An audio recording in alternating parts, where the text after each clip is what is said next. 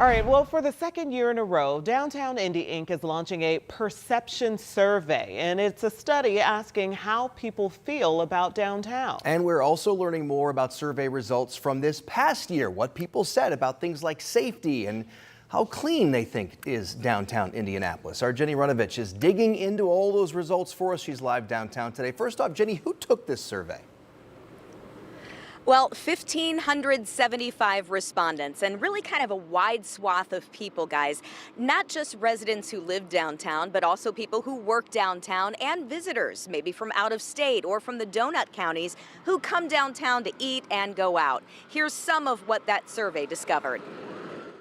First, let's take a look at safety. The survey asked, do you feel safe downtown? 56% said yes. Just over half the respondents feel safe. We asked people in police about that stat too.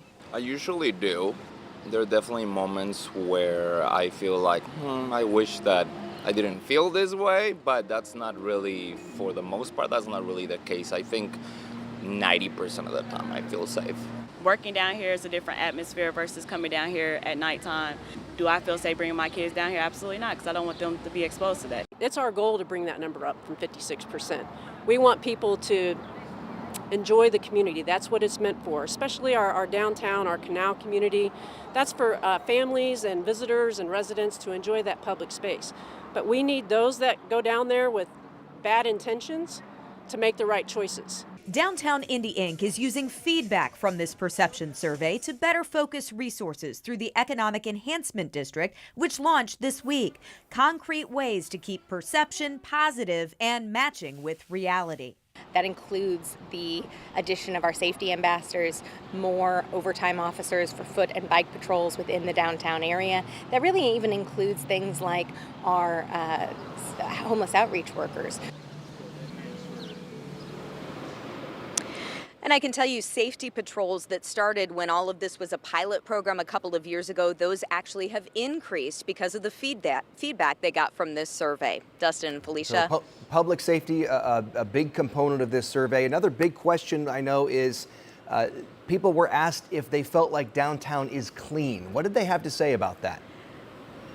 Yeah, that one still registered around the half and half mark. 49% of respondents agreed downtown was clean and well presented. Interesting to note that people ages 18 to 24, so kind of the younger people they surveyed, they thought downtown was better presented. So marks well there.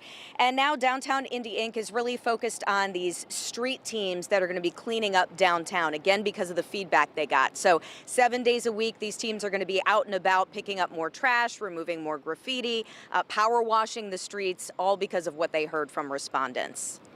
And Jenny, you mentioned that 1,500 people were surveyed. I'm sure there's some people at home that say they didn't ask me what's going on. So is there Right. a way they can take this survey? Is there a deadline? Yes, definitely. Again, that survey kind of just launched this second year. Downtown Indy Inc. wants to hear from you. So it's online. We will link you on WTHR.com. I actually took it this afternoon. They added some new questions this year, too. So you can kind of weigh in there. The deadline, they said, is basically mid to late August. But again, they hope, all of the feedback they get will make those perceptions better in the next year. Back to you. Okay, we're all hoping that. Thank you, Jenny Runovich, reporting live downtown. We appreciate it. Starting this week, 6 of Indiana's top public colleges and universities are going to be making some big changes to their degree programs. So all of this is part of a new state law that targets degree programs with low student participation. Logan Gay sat down with the IU Indianapolis chancellor about what this means here locally. That new law went into effect on Tuesday, and it impacts colleges and universities all over the state, including right here at IU Indianapolis. Governor Mike Braun says this move is a way to modernize Indiana's higher education system. According to our partners at the Capitol Chronicle, nearly 1 in 5 degree programs will be eliminated, suspended, or merged across 6 institutions, including Ball State, Indiana State, Ivy Tech, Purdue, and IU. A spokesperson for IU says in their system, there will be 27 programs created through mergers and consolidations. So the net loss would be 222 programs across all campuses. The IU Indianapolis chancellor says they're focused on making sure they put the focus on programs of high demand. In this process, we want to make sure that students are not impacted adversely, and that is absolutely critical for us. We also want to make sure that the expertise that our faculty bring to these programs is always here, right? It may take on a different form, but it's not going away, whether it's through mergers, whether it's through online, but making sure that we respect the law and at the same time preserve the expertise we have accumulated in these areas. Next, we'll have more about what students can expect this upcoming semester. In Indianapolis, Logan Gay, 13 News.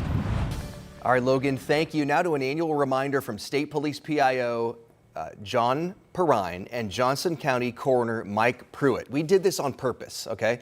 We sped up the timeline. That's why they look like this. That's good. The message is don't leave your kids or your pets in the car this summer. So this is a time lapse. They put that thermometer between them.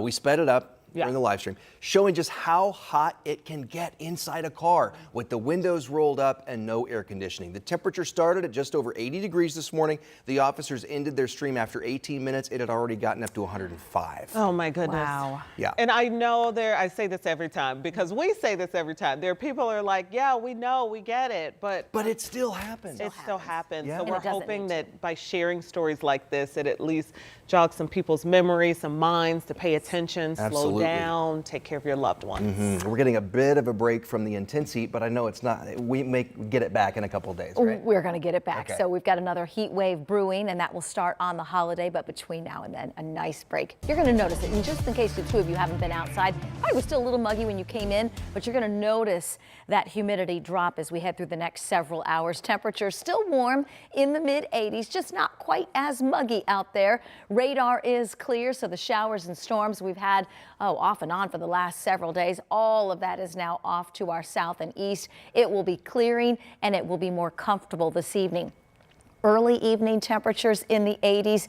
Once the sun goes down, we drop into the 70s, and check out these morning low temperatures. We're in the 60s, forecasting 62 in Kokomo, 63 Greencastle, 64 Columbus, and down to 60 degrees in Richmond. Much more comfortable start tomorrow. Plenty of sunshine Wednesday afternoon and high temperatures in the upper 80s. So it is still going to be warm. It's just not going to be as muggy. We're forecasting upper 80s both Wednesday and Thursday, but that 90-degree heat makes a comeback for the holiday and the weekend. We'll talk about that heat and storm chances returning in the 7-day.